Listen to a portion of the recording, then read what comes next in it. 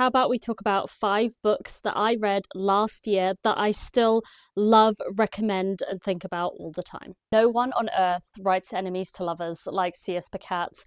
So this is the Dark Rise, and then book 2 is Dark Air, and we are still waiting on book 3. This is a YA series. If you want an adult series, I also read The Captive Prince last year. Honestly, it has set the bar so high for enemies to lovers. Everything else just feels like insta-love once you read C.S. Pacat's books. There's still so much plot, and I love them so much. I feel like I talk about these books all of the time, but yet not enough. This is necromancy. It's a war between light and dark. It's gothic. It's Victorian. It's got amazing characters. It's just my baby angel. Let's keep it dark and gothic and talk about one of my favorite vampire books ever. It's also a standalone, so bonus points for that. This is Dowry of Blood by S.T. Gibson.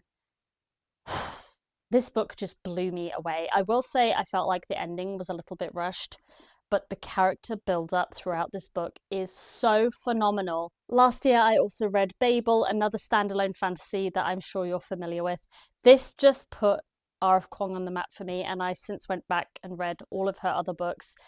I can't tell you how much I love this. I think it is intelligent, it's poetic, it's devastating, it is beautiful, it is heartfelt. It's just amazing.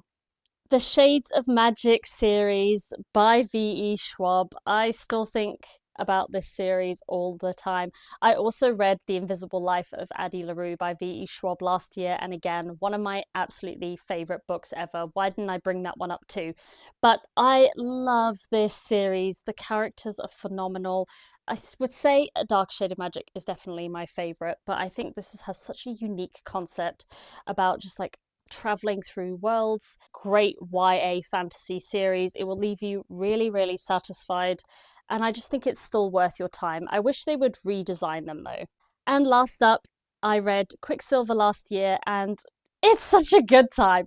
Look, is this highbrow? No.